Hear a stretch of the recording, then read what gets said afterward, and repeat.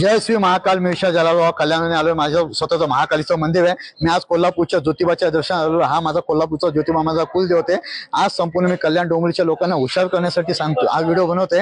आज संपूर्ण कल्याण डोंबिवलीमध्ये जे गुरु बनलेत, या गुरु बनलेत ते लोकांकडून 200, 300 रुपये, 500 रुपये टोकन घेतात.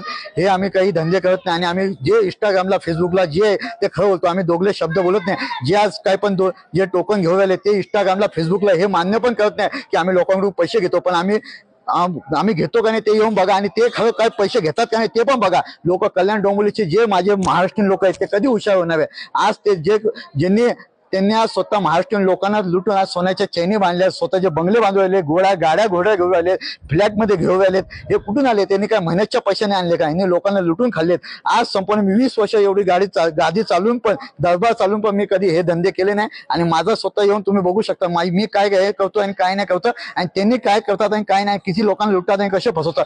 अक्षरशः लोकांनी त्यांना व्याजाने देऊन आणि सोनं बिना घाण ठेवून त्यांना पैसे दिलेत आणि ते स्वतःच्या जाड्या मोठ्या चैनी बनवलेत. हे खरं चालणार आहे का? कल्याण डोंबिवली किती दिवस चालणार आहे? ही माझी नम्र विनंती आहे. कल्याण डोंबिवलीचे लोक हुशार व्हा, हीच माझी नम्र विनंती आहे. जय श्री महाकाल.